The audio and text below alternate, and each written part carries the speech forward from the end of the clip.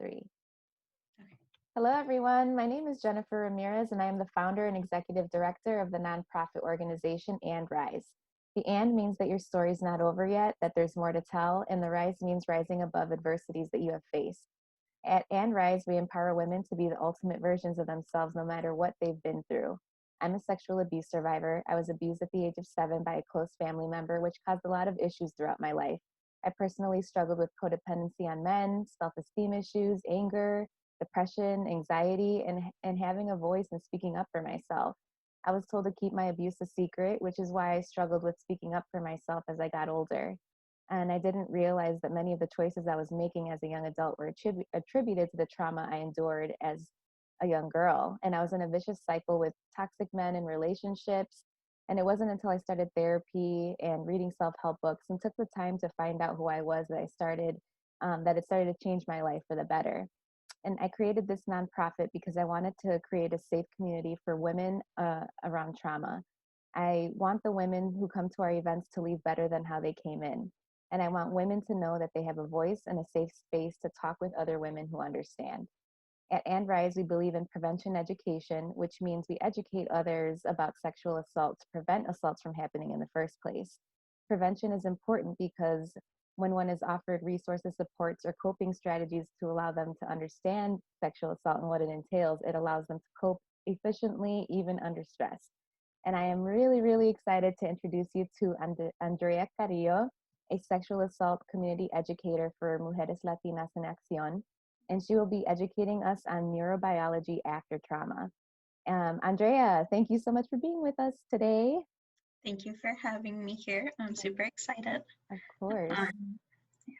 And So, can you, briefly introduce yourself and tell everybody a little bit about Mujeres Latinas en Acción and the services that they offer? okay.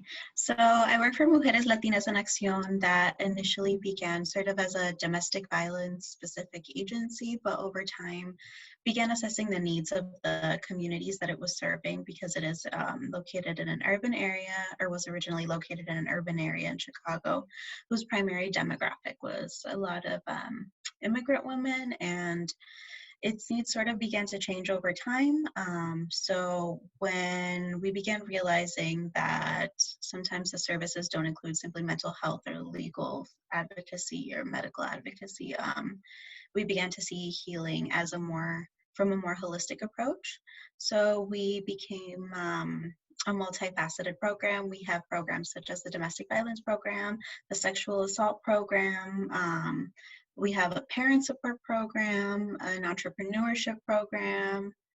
Yeah, we have a couple. So we take a lot of different approaches to allowing survivors to heal because we know that it's not sort of checking off boxes to allow survivors to heal. We know that there are a lot of different angles which we have to get it from, to not just see healing as a final destination, but a continuous journey which can help support folks. Awesome. Love it. Yeah. So I guess you have more to present. Yeah. Okay. Go for it. Sure. So I'll say a little bit about my position too. Like you mentioned, I do prevention education, and that's a really important aspect of our sexual assault program. And today I'll be discussing a little bit about what's referred to as the neurobiology of trauma, and I'll sort of be explaining what the process of neurobiology is like for survivors of trauma, whether that's during or after. Mm-hmm. So I'll actually begin sharing my screen.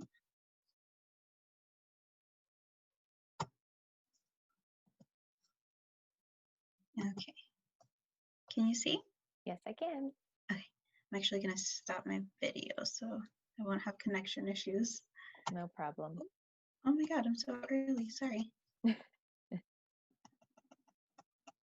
Okay. So the neurobiology of trauma. And first, before we go further into this, I should probably break down that phrase. So first, when we talk about neurobiology, we're usually talking about the process in which the cells of our nervous system process information and how it can influence behaviors or actions. And we're going to be talking about it from a few different aspects. One is in the moment, when we're experiencing some level of trauma, and another is how that trauma might affect how we react in the future. And next we'll break down trauma, which is usually an experience or experiences that are deeply disturbing or distressing. And trauma is a little different than feeling like some slight levels of stress, well, very different than feeling some slight levels of stress or feeling a little tense. This is something that tends to affect folks long term and can have a lot of implications on emotional and physical health. So first, for whoever's watching this, I want you all to think about moments when you felt some sort of distress, or even if it wasn't extreme distress, like maybe a stressful day, or maybe you got into like a little car accident, or maybe, I don't know, you had a difficult day. I'm sort of encouraging you to think about what your body's reactions were, or what some physiological reactions were to that. Like, did you feel maybe a little anxious? Did you start breathing heavy? Did you, I don't know, maybe get a stomach ache? Or even after that happened, like, were you feeling angry? Did you get a headache? Sort of things like that, just to get an idea of how our body does a really good job at protecting us. So, like we mentioned trauma, we're going to talk about something called trauma responses. And we know that in small moments of stress, our body reacts. We can only imagine how it might react when it's something that's deeply disturbing for us. It can cause us both emotional and physical harm. And I've listed just some of the things that are considered trauma responses. So things like anxiety, depression, rage, maybe people that have experienced trauma might feel some level of like isolation or paranoia, might have nightmares or insomnia, maybe might be more prone to experiencing some level of like substance abuse or PTSD, post-traumatic stress disorder. Trauma is also a really big factor in whether or not, or like a really big factor in folks that have mood or personality disorders. Sometimes it's like some unresolved trauma lying under there. Some folks might have high blood pressure, might feel continuous stomach aches, or might have difficulty concentrating in a lot of aspects of their lives. But also, what trauma does to us is it kind of tricks us into thinking that there might be danger, even if there always isn't danger. And because that affects our mind and behavior, our perception of danger might change. And this is why people have some of those reactions that I mentioned earlier. And sadly, a lot of these have long-lasting effects, especially when they're relative to mental health. But like I said, our mind does an amazing job of protecting us, so there is actual science behind why there's so many different responses to trauma. And before I move on, full disclosure, I'm not a neurologist, obviously, but to try and understand trauma, we should work to understand physical and emotional reactions to trauma and how they both work together when it comes to reacting to situations and what effects might exist there after they do occur.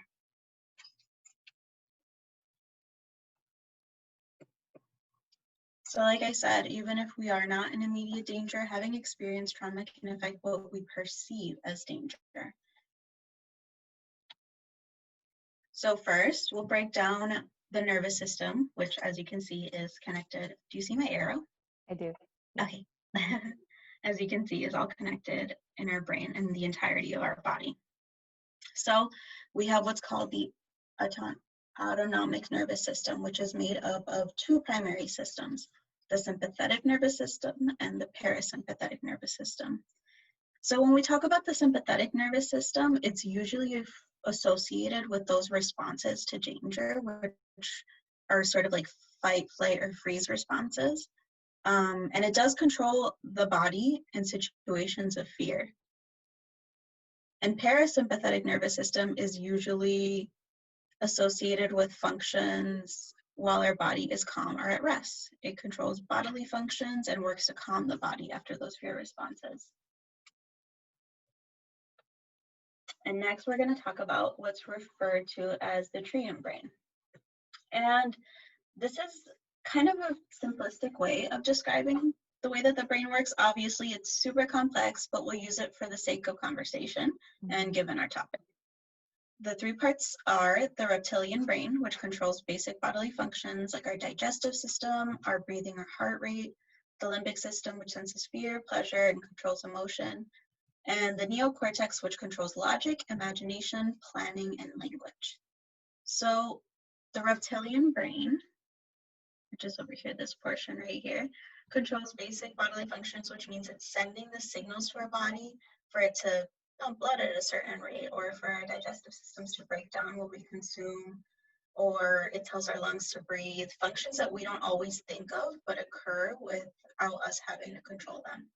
And the limbic system is the emotional part of the brain that's responsible for our emotional responses and responses for survival, including those that I mentioned a little earlier, like fight, flight, or freeze. And an important part of that is the amygdala, which is a really interesting part of our brain. And that part of our brain, its job is to tell us when we feel a sense of danger. So when that part of the brain is triggered, what it usually does is it tells all the other parts of our brain that other things aren't as important, that our survival is the main thing. And this is pretty common when folks actually know that they're experiencing like a traumatic situation. However, that's not always the case for a lot of survivors. And we'll get into a little bit about why that is later. But what it usually does is it tells the body that other parts aren't as important. So when we fear, when we have like an intense level of fear, maybe like we mentioned, we have bodily reactions to that, physiological reactions to that. So this is why when people have like fight, flight, or freeze, I know some folks have said fawn too. Everyone has a different response because obviously no survivors are the same, but it's essentially sending the message that our self-preservation is the most important thing. And this is why folks maybe, if they experience an assault, maybe don't necessarily know what's happening. They might forget what's happening. They might not recall aspects of it. They might not even know that it's happening because there are parts of the brain that in a way shut down to protect us from thinking of what has occurred, or maybe even because it wasn't functioning as well in that situation. There are obviously a lot of reasons. And it might also affect like the way our body reacts in terms of like pains or headaches, or I don't know, maybe like our mood, things like that. So what it's doing is prioritizing our survival.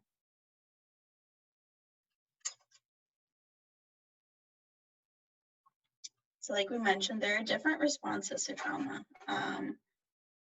And usually these are like the three most common ones that folks discuss when they do discuss trauma. It's fight, flight, or freeze. However, and I know there's like a little animal graphic here. It's not always animalistic, right? Because we're humans. We have very complex minds. We have very complex reactions to situations. So if someone says that a response is fight, maybe it may be that when someone fears something, they fight physically, or maybe they might get really aggressive, or maybe they start a fight for no reason. Like they're very different kinds of fight responses that a person can have. Same thing with flight. Avoidance is a flight response, especially in survivors of trauma, avoidance of situations or even types of isolations from relationships, or even, I don't know, explicitly running away from a dangerous situation. I mean, that's also a response to danger. And freeze is where someone, well, as you can see, there's like a little bunny over here. It's literally freezing at the sight of danger. It doesn't really know what to do. Yeah. And in humans, that might be something that affects like levels of anxiety that they might have, or if they get scared and avoid things and don't want to do anything, that's also a freeze reaction. Yeah. And like I said, these are our mind's reactions to trying to protect us from feeling that distress. And before I move, before I move on, I do want to discuss, because I think this goes hand in hand when we're discussing neurobiology, we also need to make sure that we include rape culture in the conversation. Because like I said, a lot of people assume that there are ways that survivors are supposed to be reacting. Yeah. And this definitely affects the support that the survivors do or may not get. And reactions and effects of trauma can also include things we perceive to be counterintuitive to survivorship. So I know we have and I use this word very carefully, but we have an idea of what a typical survivor might look like.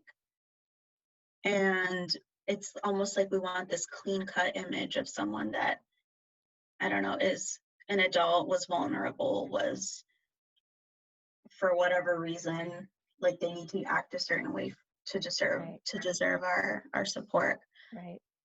And sadly, that's not always going to be the case. First of all, there shouldn't be survivors of sexual assault because sexual assaults shouldn't be occurring. Mm-hmm. But sadly, a lot of folks that do experience trauma from sexual assault might fall out of line with what we perceive to be I'm trying to find the good word for it, a typical survivor, I guess. And a lot of things affect this. So, for example, respectability politics play a really big role in who we perceive to be a survivor worthy of support. So one example that I always use when talking about that is if we have like a well-dressed accountant or maybe someone that is a sex worker that was sexually assaulted, a lot of us might be more inclined to support the well-dressed accountant. And obviously respectability politics are something that extend a very long way. It's not just like the way someone dresses. It has a lot to do with things like age, gender, race, class. I mean, we might even infantilize a lot of survivors or make them feel like there's no way they could have known better. Or maybe we shift blame on them, right? Yeah. So way too often, yeah. Shouldn't be, but yeah. Absolutely. Yeah, so like I said, rape culture shifts blame or responsibility of rape survivors on those survivors instead of blaming the perpetrator. And this is rooted by a lot of things, but one thing that I usually discuss is this little pyramid of rape culture. So if you look at the bottom, we have things that are typically considered attitudes of rape culture. So things like catcalling, making sexist jokes or rape jokes, or simple like locker room talk, what we refer to it as, is an attitude. However, this is something that we like typically normalize, which, I mean, maybe not a lot of folks want to intervene when we do hear them, but this is part of a culture. Yeah. And this is one thing that we allow. And allowing these things then make way for this portion over here. Like this is maybe not to a lot of people might not be considered assault. This is some level of abuse, obviously. I would say groping might actually be assault though. Yeah. But like this is some level of abuse, and this is where you get a little more into getting closer to assault, but you're still attacking the autonomy of a person. Yeah. And another thing I want to point out too that's not on here is the idea of power dynamics. And this is really important in rape culture because we don't examine power dynamics, because at the end of the day, sexual violence is essentially a tool of power more than it is about sexual desire, which a lot of people minimize it as. Right. And this is why we don't let adults have relationships with children, or why employers shouldn't have or aren't always allowed to have relationships with their employees, or it's like someone that's superior at some level or is seen as having a higher level of power shouldn't be, or at least should be very careful if it's or depending on their position, should be careful if they're having some sort of a relationship with someone that has less power. The exception would obviously be if you have someone that's a lot more vulnerable, like a child or someone with like disabilities. At that point, that becomes explicit sexual assault, even if someone perceives them as consenting, because then you get into the question of who can actually consent. Right. I love this visual because it speaks so much. Like I've never seen one like this where it's like showing the normalization, and it's so true. It is, things towards the bottom of this are very normalized, and it's like I didn't really put it all together that that's kind of what leads to it essentially, so I love this visual. I think says a lot, you know. And it's really Yeah. important for people to know this, which is why we're doing this video. Absolutely. Yeah, for sure. I always like this one because it looks like a pyramid. So you have these things that form the base of Hmm. this, which then like holds these things up. Right. Yeah.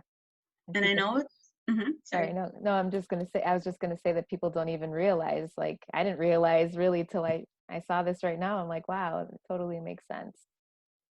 Yeah, absolutely. And like a lot of people don't necessarily make the connection because I mean, just because you have a lot of these doesn't mean you're immediately going to Right. jump to assault, but these are like attitudes that somehow pave the way for these other things that allow this. Like this Right. is a pyramid, and this is a culture that we allow. Hmm. But also, like going back to the concept of power dynamics, a lot of times when we have abusers, um, especially when they're abusive towards someone that's like younger or at like some other lower level of power than them, they kind of mess with boundaries first. So in a lot of situations, and I mean this isn't always the case, sometimes there are situations where like they'll immediately lead to assault, but especially in situations where like power dynamics are at play, they kind of mess with the boundaries of the survivor. So this is why it's so important to consider like the level of normalization before thinking about assault. Hmm. Yeah. Okay. I know that another thing too that I like covering about rape culture, which mixes into the neurobiology of trauma, is when we think about survivors that maybe have different reactions afterwards. So like, for example, people think that survivors should be immediately closed off to like having any form of healthy sexual relations. That would be the ideal survivor. Otherwise, them being too sexual immediately means that they aren't necessarily survivors, and Hmm. that's not always true. Things like maybe hypersexuality may be very common in survivors. Yeah. Yeah. Uh, I know that happened with me personally, and a lot of the women that I help um, are, have the same experiences that they experience that as well. So it is very normal. yeah, for sure. Okay. Actually, I am going to stop sharing and start my video again, because at the end, I know it's a little different because it's us both, but I try to like have a little conversation or if you have any questions or like anything else added about the um, presentation. not really. Was that it? Did you Yeah, I was just gonna go Okay. into the my contact information. Okay, yeah. No, I like I said, I love that that last screen you shared, and it really is very telling, you know, and people, this is why I wanted to do this video, because sometimes people don't know that, you know, like you even said with the fight or flight and stuff, like people, you know, people think because she didn't do anything or because she didn't say no because she froze that she wanted it, and it's like, no, that's not true. Sometimes that's how people react to a scary or traumatic situation. Sometimes people freeze.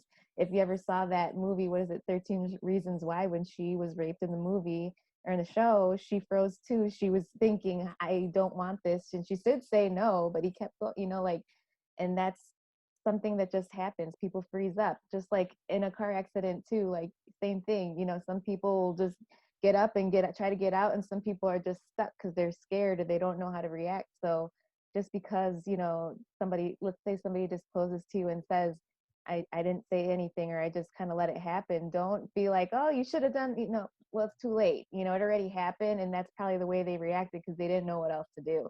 So I think that's why this is so important to talk about, because everybody has different reactions to things. And whether they reacted the way you thought they should have or not, you shouldn't shame them for reacting whatever way they chose to, you know, because when you're in a situation like that, there's no, I hate to say, like, there's no right or wrong way kind of to react. You know what I mean? Everybody's different. And that's why this is really important to talk about. And, you know, when people are kind of disclosing to you, to just be kind and supportive, and just tell them you believe them, and like, I'm here for you, what do you need from me? That's, I think, so important, because when we don't do that to somebody that's disclosing to us, I feel like that can be more traumatic than the physical assault itself, when people aren't believing you, or trying to, like, tell you that what you did was wrong. So yeah, I think that that's really important, so thank you for sharing that slide. I really like it. I'm probably going to reuse it myself. It actually fits perfectly into this next slide.